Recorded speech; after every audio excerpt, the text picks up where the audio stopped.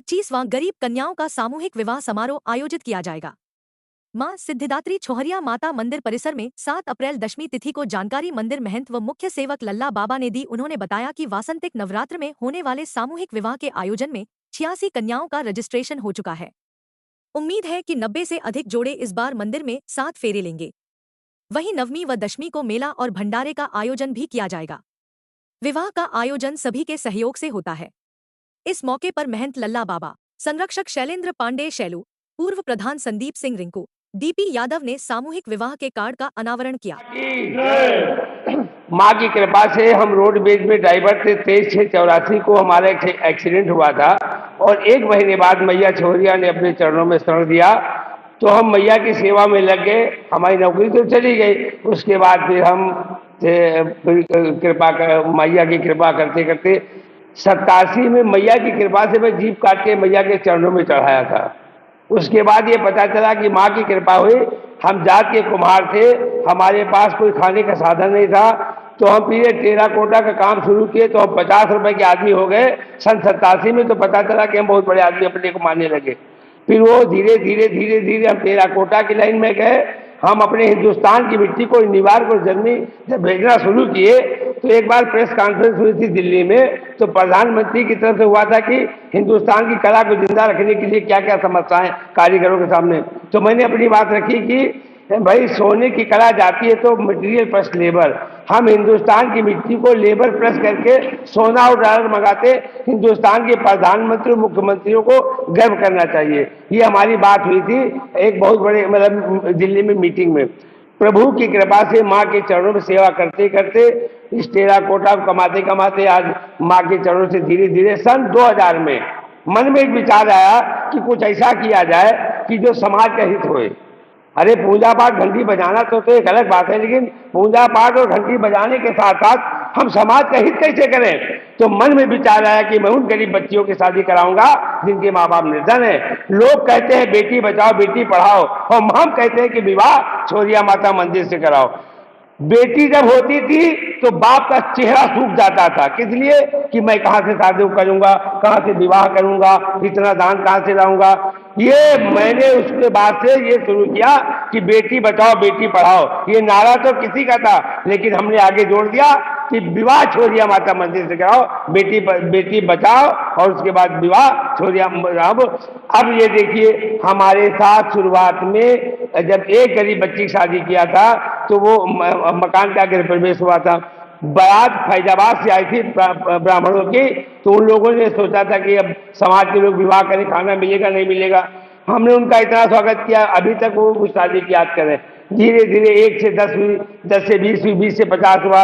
Corona काल में क्षितिज त्रिपाठी कोतवाल था, वो मेरा इतना बड़ा हमदर्द था। उसने कहा बाबा तुम विवाह कराओ, हम तुम्हारे साथ हैं। उसने ज्ञान दिया, भीड़ मत बुलाना, कोरोना काल का पालन करते हुए इधर से बुलाओ, 5 शादी कराओ, सामान दो निकाल दो, इधर से बुलाओ। और मैं एक दिन में फिर भी 40-45 विवाह करा दिया था। ये प्रभु की कृपा है। क्षितिज त्रिपाठी कोतवाल आज भी है, वो हमारा आज भी वो साथी बहुत बढ़िया काम किया। उसके बाद दानियों में आप देखिए सिराज भाई साइकिल सिलाई मशीन देते थे, लेकिन जब नोटबंदी हुआ तो कहा आप देखो अब हमारी इतनी इनकम नहीं, लेकिन फिर भी वो हमारे सहयोगी हैं। उसके बाद डॉक्टर उपेश शर्मा कहे कि लल्ला बाबा नंगे पैर जब चलते हैं, तो आखिर हम उनका भी मन हुआ तो सिराज भाई साइकिल सिलाई मशीन नहीं दिए, लेकिन डॉक्टर उपेश शर्मा हमको कहा भाई मेरी क्षमता में 51 साइकिल और सिलाई मशीन हमेशा देता रहूंगा। देखिए स्टैंड पंखा 1250 रुपए कीमत है, 100 पंखे। कानपुर के एक मिश्रा जी हैं, सुनील मिश्रा जी, वो पंखा उनका भी अभी उतर चुका है।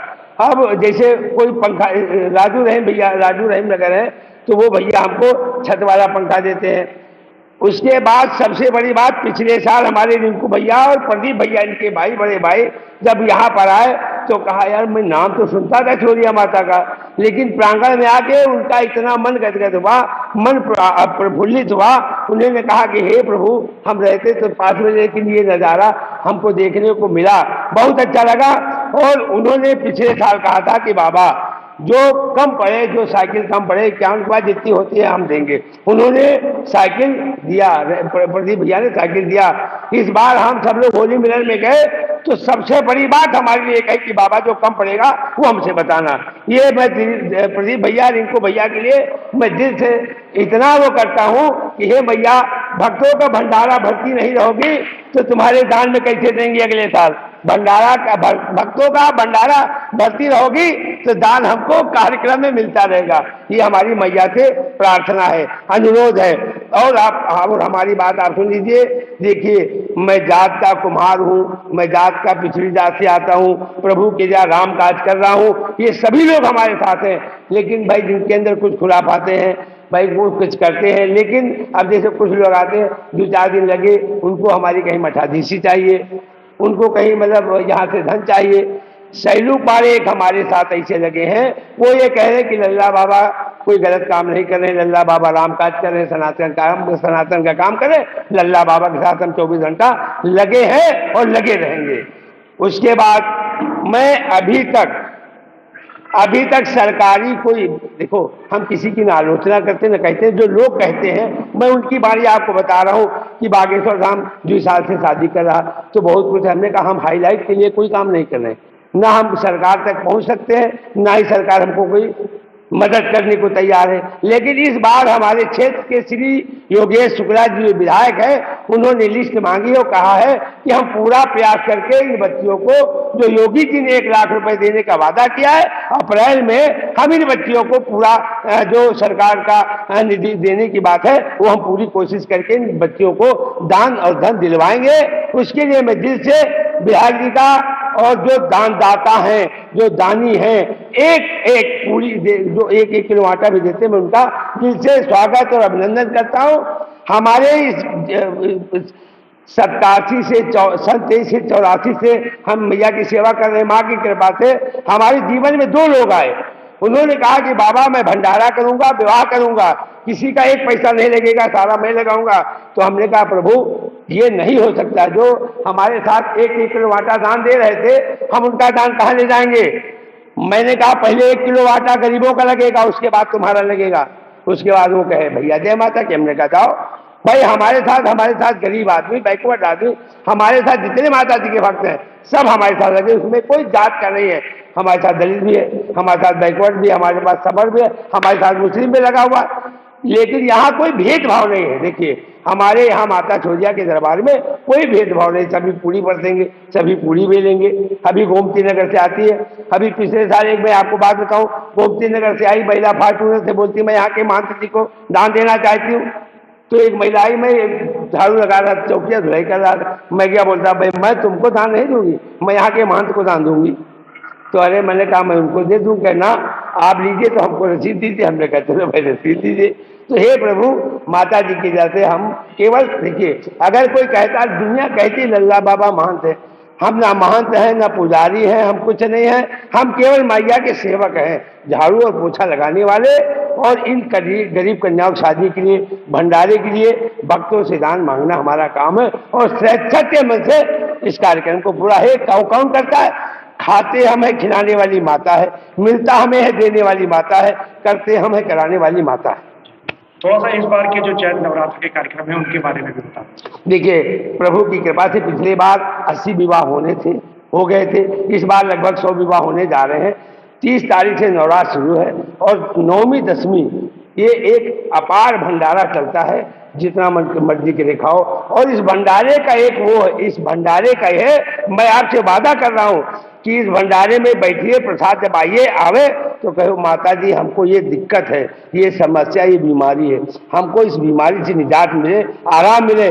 भंडारा खाने के बाद अगर आराम न मिले तो उसकी गर्दन से मैं कटवा दूंगा, उसकी चूड़ी से। ये मेरा वादा मैया की कृपा से, ये प्रभु की कृपा से। और 10वीं के दिन देखिए मैं लड़कियों से कहता हूँ 12 बजे लड़की वाले सब आश्रम में आ जाते हैं। हमारी समाज की औरतें उनको सजा देती है माता जी की। जैसे बारात आती है हनुमान मंदिर पे, वहां से बारात दादा बादा दूल्हे के साथ वो सब लाते थे, अपना अपना बैंड लाते थे, अपना अपना सब लाते थे। लेकिन मैंने कहा कि आप देखिए कोई ज्यादा खर्चा नहीं करो, पूरा सब कुछ हम करेंगे, लाइट आतशबाजी हैंड बैंड सब हम करते हैं, सबके सहयोग से करते हैं। और कहते हैं कि आप बिल्कुल टेंशन फ्री रहो, और बढ़िया विवाह कराता हूँ। जो लोग यहाँ से अभी तक विवाह करके ले गए हैं, 2-4% की बात नहीं कर रहा हूँ, लेकिन सबका ये मानना है कि मैं यहाँ से बहू नहीं लक्ष्मी लेके आया हूँ। जब से मैं शादी करके लाया हूँ, मेरी बहू आई है, हमारे घर में सब अच्छा हो रहा है। तो मंच शादी से पहले बायोडाटा वगैरह कैसे? देखिए जी, अभी कुमार की नवरात्र के बाद से मेरा ये देखिए दुकान खुला हुआ है, ऑफिस भी उसी को समझिए, हम गोविंद प्रसाद प्रजापति हैं। तो लड़के लड़की का 4-4 फोटो और उनका आधार कार्ड और उनकी सब कुछ मैं ले लेता हूँ और उनको नंबर देता हूँ, उसको पूरी बात बताता हूँ।